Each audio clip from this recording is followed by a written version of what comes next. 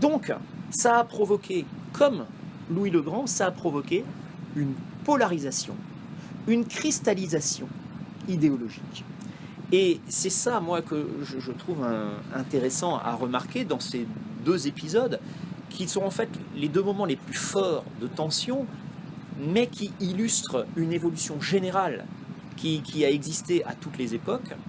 C'est cette logique de polarisation, de cristallisation idéologique, comme si à chaque fois qu'on proposait quelque chose de fort pour l'école, eh bien, il y aurait tout de suite un débat à couteau tiré entre ceux qui veulent sauver l'école, parce qu'on voudrait détruire l'école, et puis ceux qui veulent la changer.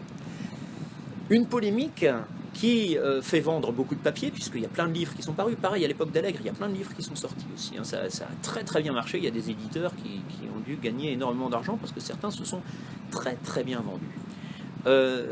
Il y a donc une dynamique idéologique, une polémique, qui détourne du vrai débat, parce qu'au fond le vrai débat c'est pas ça, le vrai débat c'est qu'est-ce qu'on veut pour l'école, qu'est-ce que c'est que la démocratisation. On parle tous de la démocratisation d'un bord comme de l'autre, hein. Les pédagogistes comme les antipédagogistes, ils veulent la démocratisation, mais qu'est-ce que c'est? Ils n'entendent pas forcément la même chose, comme on l'a montré tout à l'heure, on n'a pas forcément les idées claires là-dessus. Et donc ce débat il détourne des vraies questions et il domine le débat public précisément. Le débat public est dominé par une polémique que moi je considère comme stérile, et c'est ce que je voudrais essayer de montrer dans cette partie. Au fond, quand on cherche un projet politique pour la démocratisation, eh bien on bute sans arrêt sur ce débat qui fait un peu écran sur les vraies questions, les vrais problèmes. Ce débat qui empêche de voir de s'interroger et de se poser les questions qu'on se pose depuis le début de ce cours. Alors, c'est quoi ce débat? Essayons d'y voir un petit peu plus clair. Gilles de Robien, qui était ministre de l'Éducation en 2007, eh bien, il résume assez bien une des positions de ce débat, enfin les positions d'un des, je ne vais pas dire d'un des protagonistes, mais de la mouvance qui joue le rôle de protagoniste dans le débat, qui rassemble les protagonistes d'un bord du débat, quand il dit « le pédagogisme, on le traîne depuis 68 ». Manifestement, s'il y a un problème dans l'école, c'est à cause du pédagogisme qui nous vient de mai 68.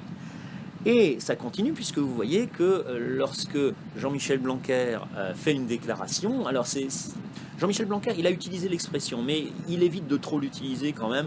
Gilles de Robien en a fait vraiment un slogan. D'ailleurs, Nicolas Sarkozy avait beaucoup repris ça aussi dans sa campagne de 2007. Mais Jean-Michel Blanquer, lui, est plus prudent et utilise moins ce terme publiquement, même s'il l'a utilisé. Mais Le Figaro se charge de faire la communication de Jean-Michel Blanquer et suite à une déclaration sur l'enseignement de la lecture, Le Figaro titre « Les pédagogistes ne désarment pas ». En fait, c'est un terme qu'on aime bien utiliser. Alors, qu'est-ce que c'est que les pédagogistes? Qu'est-ce que c'est que le pédagogisme?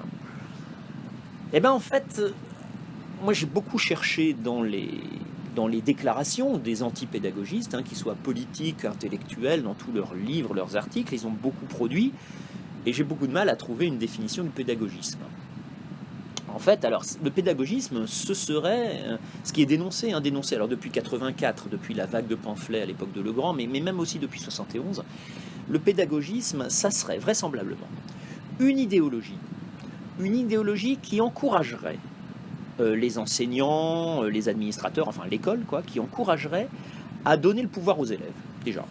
Donc, enlever le pouvoir aux enseignants et le donner aux élèves, monter les élèves contre les enseignants,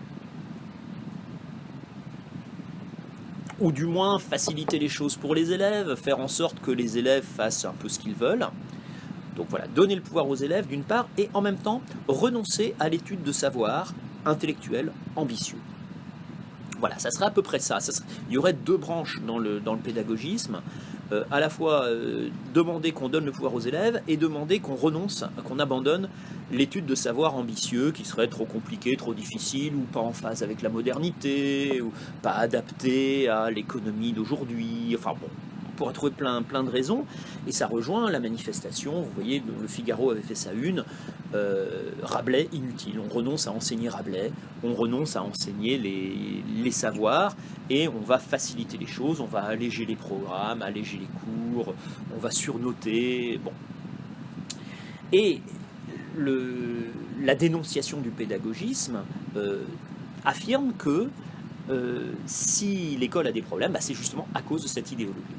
C'est parce que depuis quand? Depuis les années 80, depuis mai 68, depuis avant, on ne sait pas très bien. En fait, depuis cette époque indéterminée, de la fin de l'âge d'or de l'école républicaine, eh bien, on aurait justement renoncé au savoir, on aurait renoncé au pouvoir des enseignants en donnant le pouvoir aux élèves, et donc ça expliquerait que l'école se dégrade aujourd'hui. Qui sont ces pédagogistes qui défendent ces idées-là? On a un peu de mal justement à les percevoir. Ils sont activement dénoncés, mais très rarement nommés. Les pédagogistes, c'est un ensemble assez vague, qui n'est jamais vraiment défini. Qui regroupe vraisemblablement alors les chercheurs en éducation. Là, les sciences de l'éducation, c'est vraiment l'ennemi à abattre. C'est le temple du pédagogisme. Donc les chercheurs en éducation, les administrateurs du ministère, les formateurs d'enseignants aussi. Les formateurs, alors dans les IUFM, vous vous rappelez, j'avais parlé de la dénonciation des IUFM. Ça a contribué justement à la dénonciation du pédagogisme, justement. Les IUFM, alors devenus les SP puis les INSP, seraient des lieux de développement du pédagogisme, et puis les militants pédagogiques, les mouvements pédagogiques comme le Crabe Cahier pédagogique, le SGEN CFDT, qui est un syndicat un syndicat de proposition qui anime beaucoup de réflexions sur la pédagogie. Voilà, il y aurait des pédagogistes qui auraient tué l'école. Alors c'est le titre de certains livres. Le livre de Carole Barjon, paru il y a quelques années, c'était « Mais qui sont les assassins de l'école ?» Donc voilà. Et d'ailleurs, elle ne dit pas qui ils sont. Mais on cerne à peu près ce genre de milieu incertain.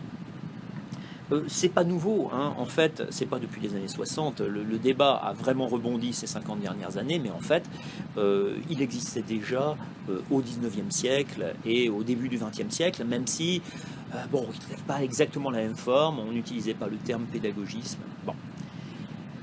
Alors, est-ce que ça serait une querelle, comme on la présente souvent, entre d'un côté les partisans des savoirs, justement les antipédagogistes, ceux qui dénoncent les pédagogistes, qui sont attachés au savoir.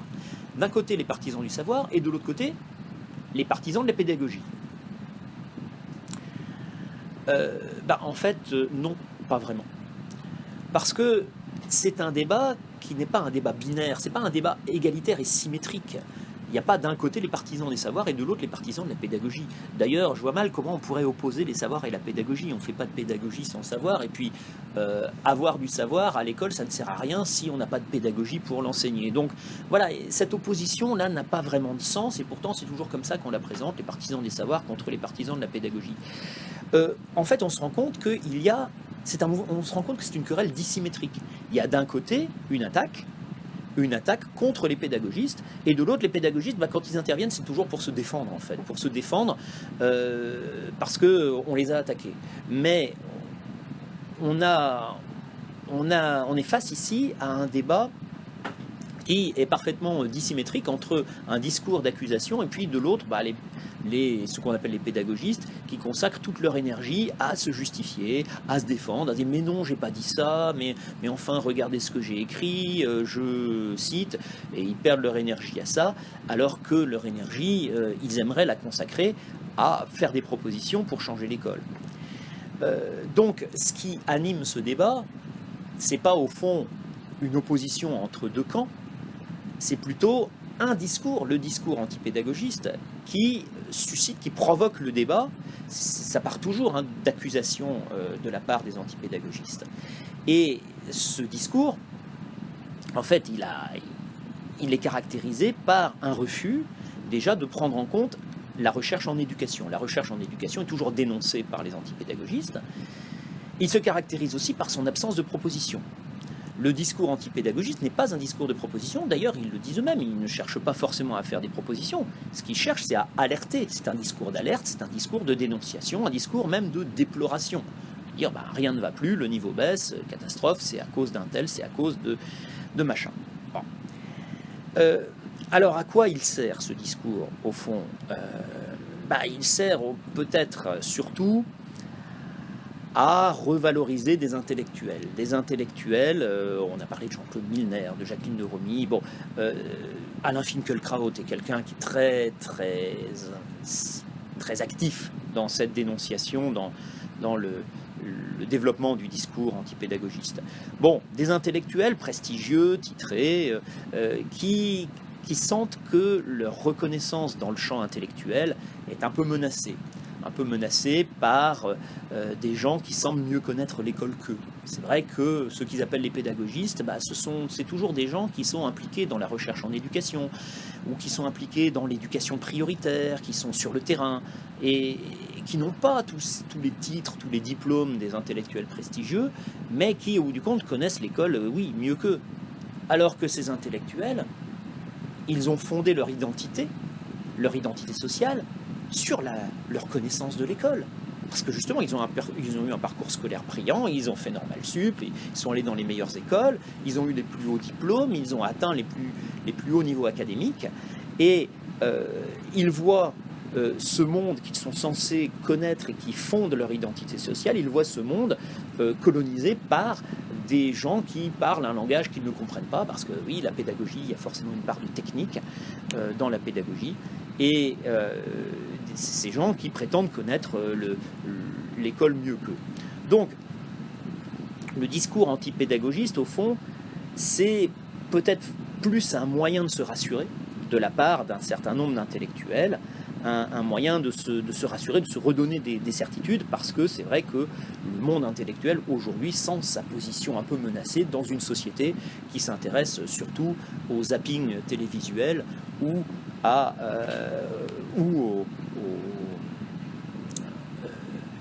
aux réseaux sociaux où on tweet, c'est-à-dire où on pense en 140 caractères, alors que les intellectuels défendent une autre forme de pensée.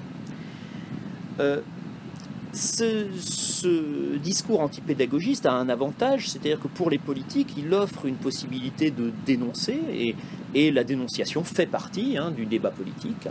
Donc c'est pour ça qu'on voit des politiques qui reprennent ça, et ça donne en général le beau rôle. Celui qui dénonce les ennemis du savoir, il se met tout de suite dans le camp du savoir. C'est aussi un moyen de se valoriser. Et puis c'est aussi valorisant pour les enseignants de relayer ce discours. Parce qu'au fond, les enseignants qui sont très sensibles à ce discours antipédagogiste, ils voient leur tentation nostalgique légitimée par ce discours. Au fond, le discours antipédagogiste légitime une certaine nostalgie. Il donne un fondement théorique au refus de changer. Vous savez, les enseignants, on a dit, ils veulent bien changer, mais ils se demandent souvent si les changements qu'ils opèrent, ils sont bien légitimes.